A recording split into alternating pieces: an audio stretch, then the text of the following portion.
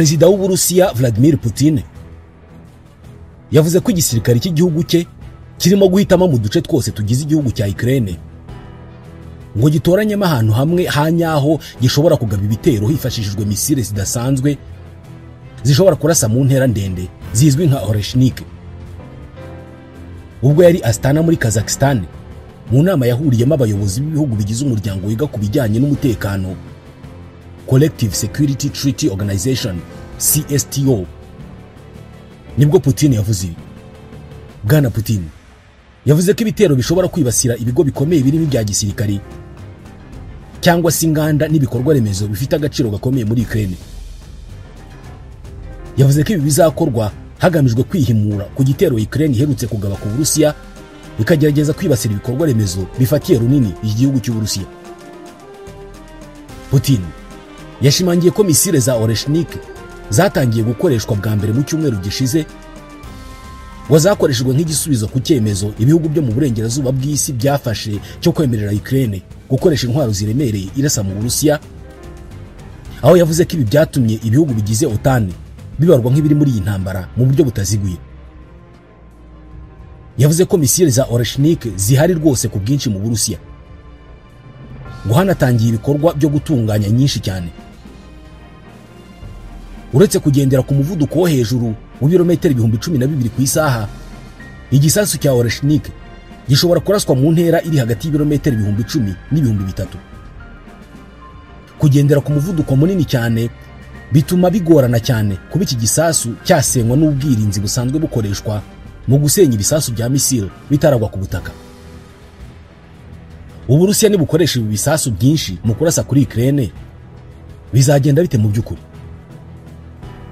Iki gisasu nubwo twakivuzeho, ariko ubukana bwacyo birakwiye ko twongera kubuvugaho kugira ngo byumvikane impamvu Uburusiya bukoresha iki gisasu nk'uburyo bwo kumvisha Ukraine n'abayishyigikiye ko bari mu bibazo bikomeye. Mu mvugo ya nyayo ya gisirikari, iki gisasu bacyita 9M729 Oreshnik cyangwa se Oreshnik byonyine. Oreshnik ni izina ry'Ikirusiya risobanura noisetier. Ubu ni ubwoko bw'igiti cyera utubuto twitwa noisette dukundwa cyane n'inyamaswa z'inkegesi nk'imbeba cyangwa se inkima. Ntabwo tuzi impamvu iki gisasu cyabo bahisemo kucyita gutya. Ni igisasu cya misile cyihuta ku rwego rw'ibirometero biringaniye. Umuvuduko w'ibirometero biringaniye uvugwa ni ibirometero 12,000 ku isaha imwe. Cyakozwe n'Uburusiya. Ni igisasu bishoboka ko ari cyo cya mbere ku isi gifite ubushobozi bwo gutwara imitwe y'ibisasu byinshi cyakoreshejwe mu bihe by'intambara, nk'uko byemezwa n'uwitwa Maxim Starshak, umushakashatsi wo muri kaminuza ya Queen's. Oreshnik ni igisasu cyakozwe mu ivugururwa ry'ikoranabuhanga rya RS-26 Rubeje. Ni ikindi gisasu cyamenyekanye cyane cy'Abarusiya. Fabian Hoffman ni inzobere mu by'umutekano muri kaminuza ya Oslo muri Norvege. Wavuga ko iki gisasu cy'Uburusiya gishobora kuba gifite munsi y'10% by'ibikoresho bishya. Ibindi byose ni ibikoresho bimeze kimwe neza n'ibyari bikoze RS-26. Iki gisasu cyagaragajwe bwa mbere ku itariki ya 21 y'ukwezi kwa 11 muri uyu mwaka na Vladimir Putin. Gikozwe ku buryo kigora cyane kugikumira. Gifite ikoranabuhanga ryagora cyane ibindi bisasu by'ubwirinzi byifashishwa mu gupfubya misile ziba zirashwe. Ni igisasu cyakoreshejwe uwo munsi nyirizina cyatangajweho ku mugaragaro. Cyarashwe ku ruganda rw'ahitwa Pivdenmach ruri i Dnipro muri Ukraine. Iri baryise igeragezwa ry'icyo gisasu, ariko icyari kigamijwe mu by'ukuri kwari uguha abanya-Ukraine urugero rw'ibyo Abarusiya bashobora gukora bakoresheje icyo gisasu. Oreshnik ishobora kuba ifite ubushobozi bwo gutwara imitwe y'ibisasu byinshi bishobora kuraswa mu bitero byihariye. Ni systeme bita MIRV. Ibi ngibi biyongerera imbaraga zo gusenya. Bivugwa ko yarashwe muri Ukraine yoherejwe ivuye ahitwa Astrakhan. Birashoboka cyane ko byabereye mu kigo cya gisirikare cya Kapustin Yar. Ishobora gutwara imitwe y'ibisasu isanzwe cyangwa se irimo n'ibisasu bya kirimbuzi. Itanga ubutumwa bukomeye bugamije guhangana na OTAN hamwe n'ibihugu byo mu burengerazuba bw'isi. Nk'uko byatangajwe n'ingabo za Ukraine, iyi missile ngo itwara imitwe y'ibisasu 6. Buri umwe muri iyi mitwe ukaba ugizwe n'utundi dusanduku 6 tw'imbere. Serivisi z'iperereza za Ukraine zerekanye ibice by'inyuma bivugwa ko byaturutse kuri iyo missile y'Uburusiya. Ibyo bice byeretswe itsinda ry'abanyamakuru.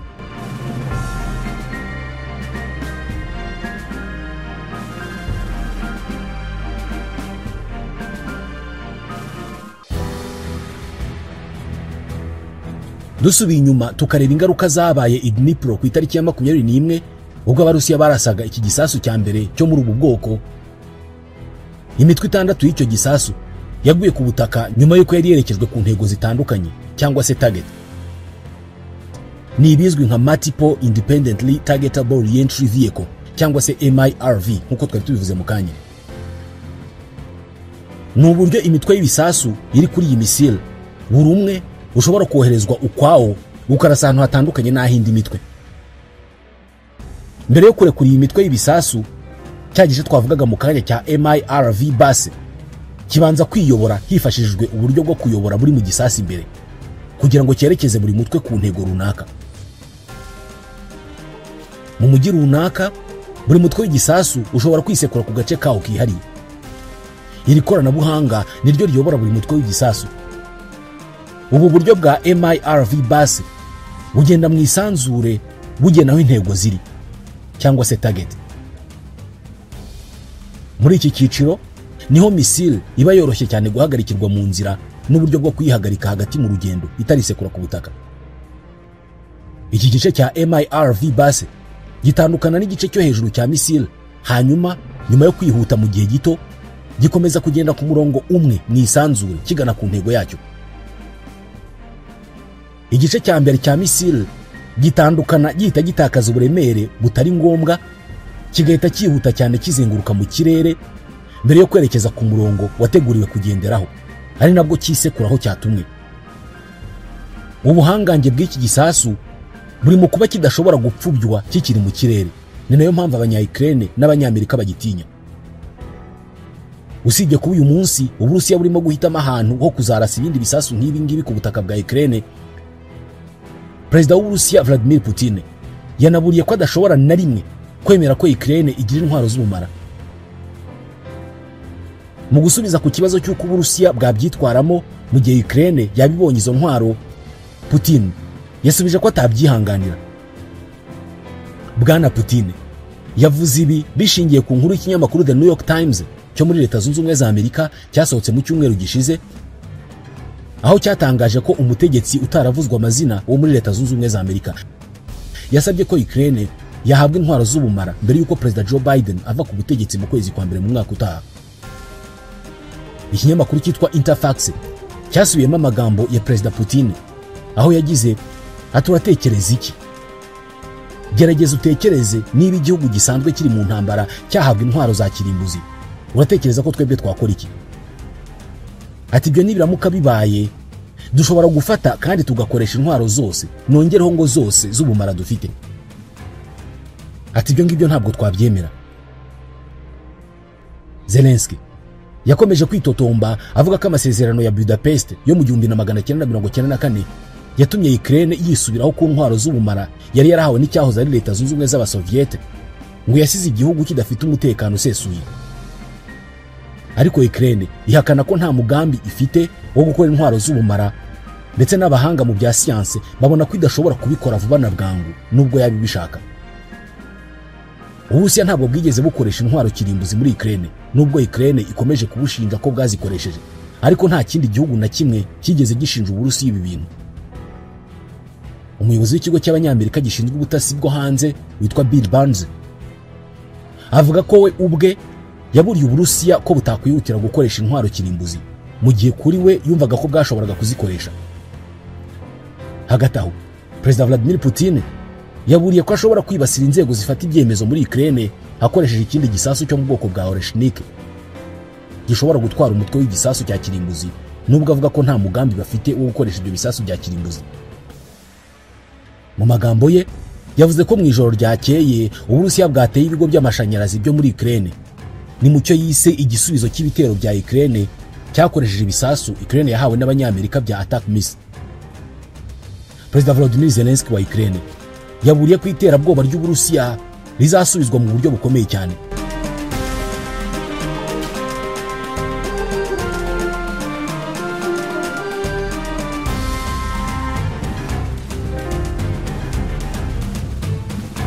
Ukraine yarashe ku butaka bw'Uburusiya ikoresheje ibisasu bya attack miss na Storm Shadow yahawe n'Ubwongereza na Leta Zunze Ubumwe za Amerika. Bwari ubwa mbere bikoreshwa kuva intambara yatangira mu kwezi kwa kabiri mu 2022. Byari nyuma yo guhabwa uruhushya na Amerika, Ubwongereza n'Ubufaransa bwo gukoresha ibi bisasu. Igitero cy'Uburusiya cyo mu ijoro ryakeye cyamaze amasaha menshi gikoresha indege zitagendamo abapilote. Nta muntu wapfuye cyangwa se ngo akomereke, ariko byatumye abantu barenga miliyoni muri Ukraine babura umuriro w'amashanyarazi. Zelensky avuga ko Uburusiya bwakoresheje ibisasu byitwa cluster ammunition. Ni ibisasu ngo bakoresheje ku bice bituwemo n'abasivili. Perezida Putin avuga ko iki gitero cyakoresheje misile 90 na drone 100, kandi ko harimo na Oreshnik, bwa bwoko bwa misile twavugagaho mu kanya. Abategetsi muri Leta Zunze Ubumwe za Amerika batekereza ko Uburusiya bushobora kuba bufite umubare muto w'ibi bisasu bya Oreshnik birimo kugeragezwa, kandi ko Uburusiya bwakenera igihe kinini kugira ngo bukore ibindi. Mu ijambo rye rya buri mugoroba, Perezida Volodymyr Zelensky yigeze kuvuga ko Putin nta ntego afite yo kurangiza iyi ntambara, kandi ko ashaka kubuza abandi kuyirangiza. Ati ibi bitero bikomeje ni uburyo bwo guhatira Perezida wa Leta Zunze Ubumwe za Amerika kwemera ibyifuzo by'Uburusiya. Ukraine imaze igihe kirenga umwaka ikoresha ibisasu bya misile byo mu bwoko bwa attack miss mu kurasa ku nyungu z'Uburusiya mu bice bitandukanye. Ibikoresho bya gisirikare bya Leta Zunze Ubumwe za Amerika bikunze gukoreshwa mu Burusiya bw'uburengerazuba, ni mu gace ka Kursk kari ku mupaka. Ibi ni byemezwa n'ibinyamakuru byo muri aka gace. Ariko Leta Zunze Ubumwe za Amerika ntabwo zigeze zemerera ubutegetsi bwa Kiev gukoresha ibisasu bya attack miss mu Burusiya kugeza mu cyumweru gishize. Ukraine yari yavuze ko kubuzwa gukoresha izo ntwaro mu Burusiya ari nko gusabwa kujya kurwana hakoreshejwe ikiganza kimwe, ikindi kiboheye mu mugongo. Uko kwemerera Ukraine gukoresha izi misile byari nk'igisubizo cyo kuba Uburusiya bwaremereye abasirikare ba Korea ya Ruguru kwinjira muri iyi ntambara bakarwana ku ruhande rwabwo. Ikindi kandi kuba Perezida Donald Trump agiye gusubira muri White House vuba ahangaha byatumye bamwe bahangayikishwa cyane n'imibanire iri imbere hagati ya Amerika na Ukraine, kandi Perezida Biden asa n'uwiteguye gukora ibishoboka byose ngo afashe mu gihe gito asigaje ku butegetsi. Kuri bamwe, gushyigikira Ukraine mu bya gisirikari bishobora guha umwanya icyo gihugu mu biganiro by'amahoro bishobora kuzaba. Ibi bisasu bya misile bizwi nka Army Tactical Missile System ni ibisasu byo mu bwoko bwa ballistic, bishobora kurasa ku birometero 300, kandi iyi ntera bishobora kugeraho ni ituma byinjira mu bwoko bw'intwaro Ukraine ikeneye cyane. Ibyo bisasu byakozwe n'uruganda Lockheed Martin rw'Abanyamerika, biterwa hakoreshejwe uburyo bwa lance rocket M270 cyangwa se M142 High Mobility Artillery Rocket System IMAR. Buri misile imwe ifite agaciro ka miliyoni $500 by'amadolari. Attack miss zitwarwa na rokete zikabanza kuzamuka mu kirere zikurikiye inzira y'umurongo ugororotse ibyitwa ballistic path zahawe, mbere yo kugwana ingufu nyinshi cyane ndetse n'umuvuduko munini, bigatuma bigorana kuzihagarika. Zishobora guhindurwa ku buryo zitwara ubwoko bubiri bw'ibisasu. Icya mbere kiba ari igisasu cyitwa bomblet, gifite ibindi bisasu bito bigera ku 100. Bishobora gusenya izindi ntwaro z'ubumara kandi ziri ku ntera ndende. Izo ntwaro zishobora kuba indege z'intambara zihagaze, intwaro zo kwirinda ibitero byo mu kirere, hamwe n'ingabo nyinshi zaba ziteraniye ahantu hamwe. Nubwo ibisasu by'ubumara bwitwa cluster warheads bigira akamaro, bishobora gusiga ibisasu bito bito bitaraturika, bikaba byazatera impanuka na nyuma y'intambara.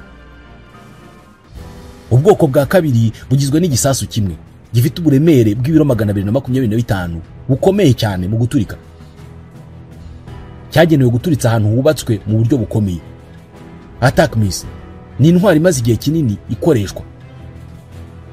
Yatangiye gukoreshwa mu 1991 mu ntambara yo mu Kigobe. Leta Zunze Ubumwe za Amerika zirimo kuzisimbuza ubundi buryo bushya bw'igihe cya none bugizwe n'ibisasu byihuta kandi byoroshye, bishobora kurasa ku birometero 500 kandi bidahusha, precision strike missile. Ariko kandi nta gihamya igaragaza ko Ukraine nayo ishobora kuzahabwa kuri ibyo bisasu bishya. Kubera ibi bisasu, Ukraine ubu ngubu ishobora kugaba ibitero hagati mu Burusiya, ndetse yaranatangiye, yahereye mu gace ka Kursk igiye kumara amezi 4 yarigaruye. Ahangaha ingabo za Ukraine zimaze kuhigarurira akarere ka kilometero kare 1000. Ukraine ishobora gukoresha ibisasu bya attack missile mu rwego rwo kwirwanaho, igafata ibirindiro by'Uburusiya birimo ibigo bya gisirikari, inyubako zitandukanye n'ububiko bw'intwaro. Gusa Ukraine ishobora kuba idashobora kubona intwaro zihagije zo gusubiza ibintu mu buryo muri iyi ntambara. Guha Ukraine uburenganzira bwo kurashisha izi ntwaro mu Burusiya ni icyemezo kije mbere y'amezi 2 gusa ngo Donald Trump asubire ku butegetsi. Yamaze kuvuga ko yifuza ko intambara yo muri Ukraine yarangira mu buryo bwitondewe, ariko ntabwo yasobanuye neza uburyo azabigenza. Kandi nta nubwo bizwi niba ashobora guhagarika ikoreshwa ry'izi ntwaro za missile mu gihe cyose azaba kiri ku butegetsi. Trump uherutse gutsindira kuba president ntaravuga niba azakomeza uwo mugambi, ariko benshi mu bamwegereye bamaze kuwunenga. Umuhungu we Donald Trump Jr. aherutse kwandika ku rubuga nkoranyambaga agira ati sosiyete y'ubucuruzi y'igisirikare isa nkaho irimo irashaka kuzana intambara ya gatatu y'isi mbere y'uko data abona amahirwe yo kuzana amahoro no kurokora ubuzima bw'abantu. Benshi mu bayobozi bakuru bazakorana na Trump nka James David Vance ugiye kumubera vice president bavuze ko Amerika itagomba kongera inkunga ya gisirikare kuri Ukraine, ariko abandi bategetsi bazaba mu butegetsi bwa Trump bo ntabwo ari uko babibona. Nka Michael Waltz, umujyanama mu by'umutekano mu rwego rw'igihugu, avuga ko Amerika yari ikwiye kwihutira guha Ukraine inkunga y'intwaro kugira ngo ihatire Uburusiya kujya mu biganiro by'amahoro. Biragoye kumenya aho perezida azerekeza, ariko benshi muri Ukraine bafite impungenge z'uko azahagarika inkunga y'intwaro harimo n'izo za missile za attack missile. Oleksiy Goncharenko ni umudepite wo muri Ukraine wabwiye BBC ati dufite ubwoba bwinshi, ati turizera ko Trump atazashyira mu bikorwa icyo cyemezo. Ibihugu by'Uburayi byose byiyemeje gukomeza gufasha Ukraine, haba mu kuyiha intwaro ndetse no kuyiha ubundi bufasha bwose bukenewe.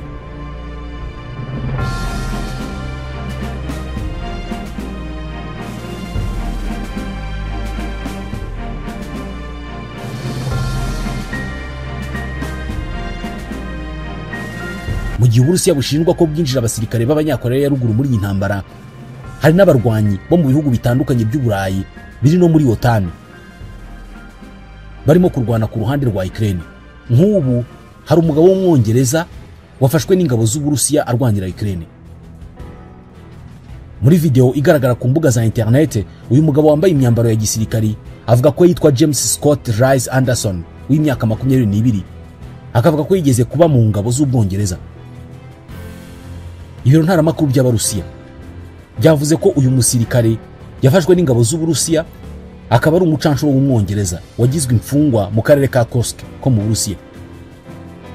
Kuva mu ntangiriro z'ukwa 8 muri uyu mwaka, Ukraine yigaruriye ako gace ka Kursk, ihagaba ibitero bikomeye cyane.